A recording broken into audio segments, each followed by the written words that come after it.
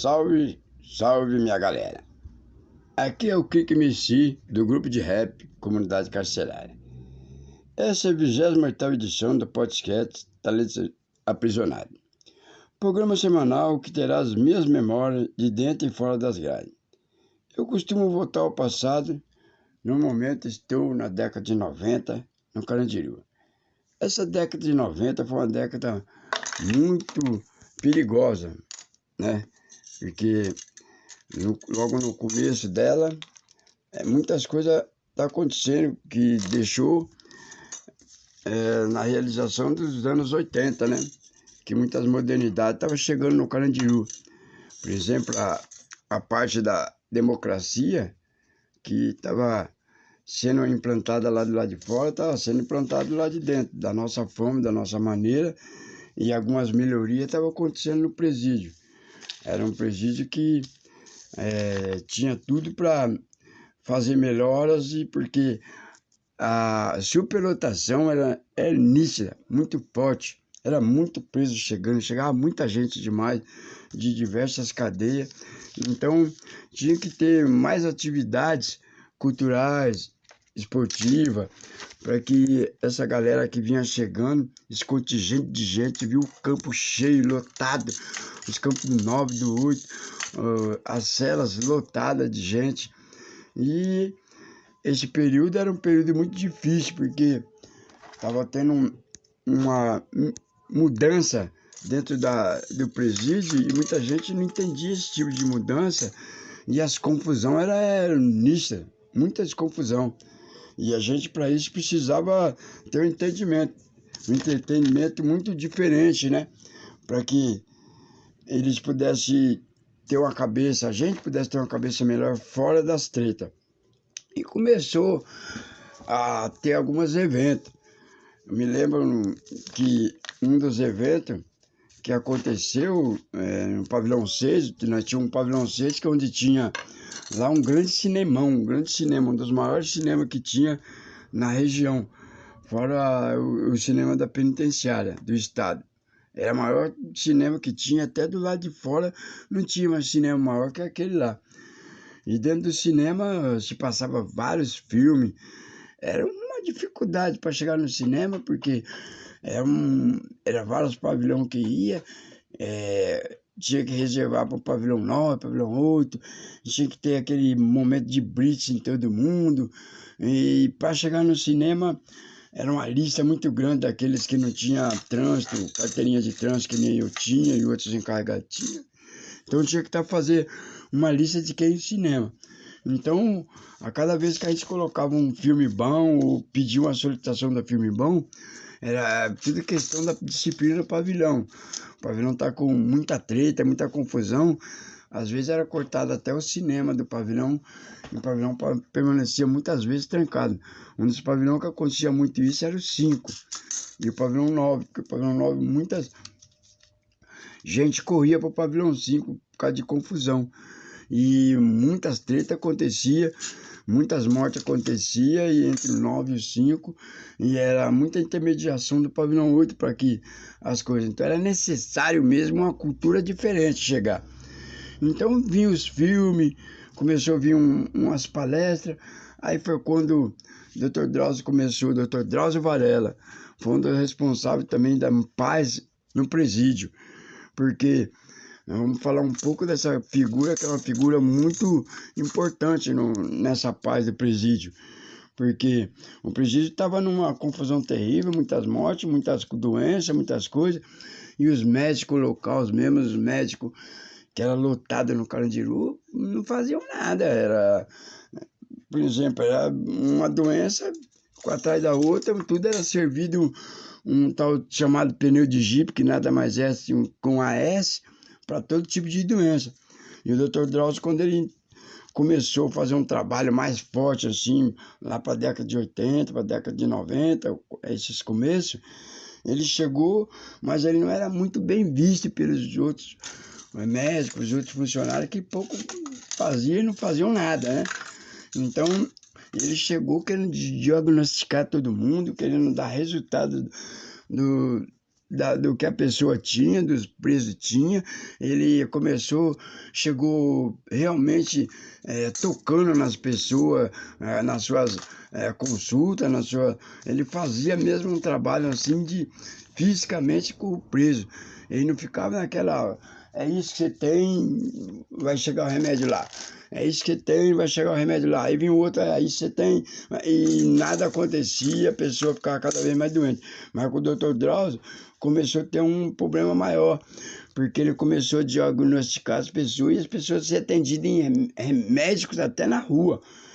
E a doença era grave, ele diagnosticava mesmo, ele fazia com que a diretoria arrumava o transporte para levar a pessoa para o hospital. E os remédios como tinha que chegar. Então ele começou a fazer receita para que a família trouxesse o remédio, já que o Estado não estava dando aqueles remédios. E as famílias às vezes tinham condições de trazer aqueles remédios. Então, isso daí estava pesando muito grande no lado da saúde. Porque um médico voluntário com vontade de trabalhar e vendo a necessidade do local, chegou mudando todo aquele quadro. E os médicos não gostaram disso. Os enfermeiros que não faziam nada, a maioria dos enfermeiros também era preso. Quem fazia alguma coisa era preso. Então ele veio no momento que a AIDS estava muito forte. No momento que a AIDS estava propagando, a tuberculose está propagando, muito nos pavilhão. E as informações eram poucas. Então muita gente foi contrair o AIDS por falta de informação. E ele introduziu um curso, né, lá na cadeia. Mas antes desse curso ele trouxe pessoas para palestra, ele fez palestras sobre a AIDS, sobre outro tipo de doença. Eu participei dessas palestras e veio o curso de enfermagem. E no curso de enfermagem, imediatamente eu entrei para aprender um pouco mais desse lado da saúde.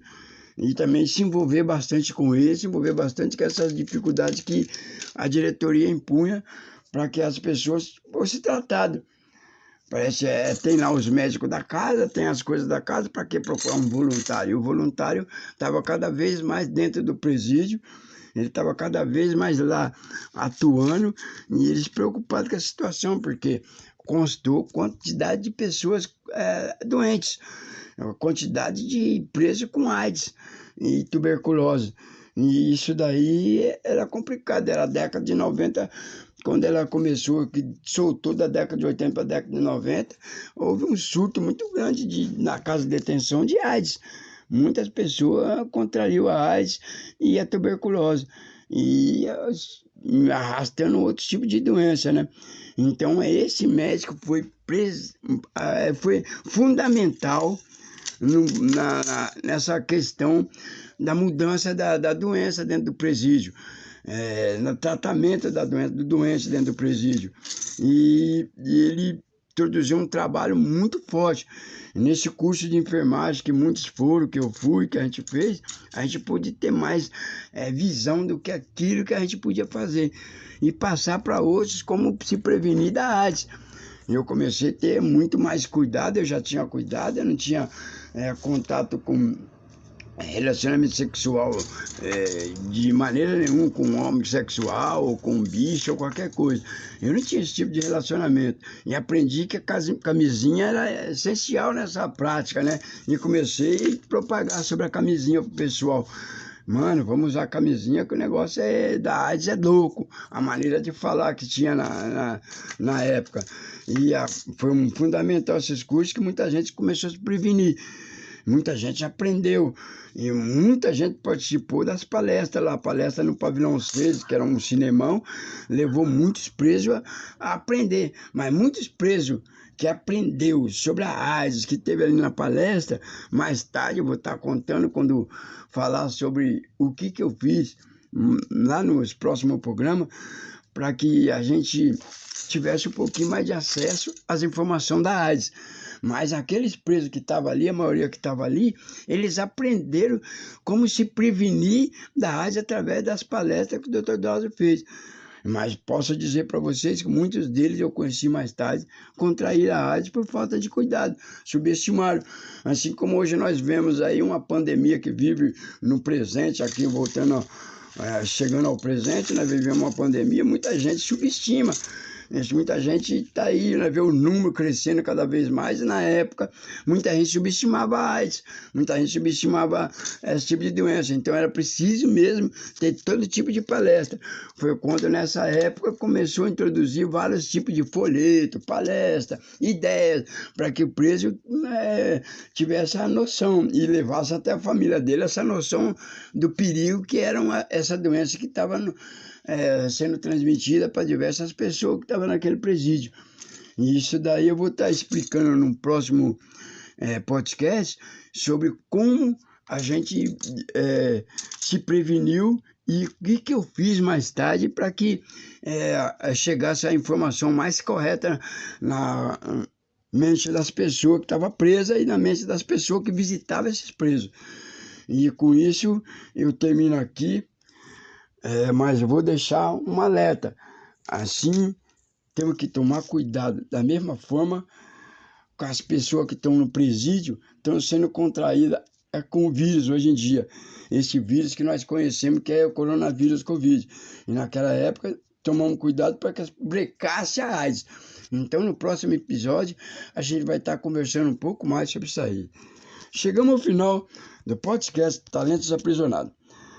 Programa que todas as nossas edições estarão disponíveis nos canais da Desobediência Sonora, Facebook, Mediafire, Megafone, YouTube, Instagram, Spotify e aplicativo de podcast.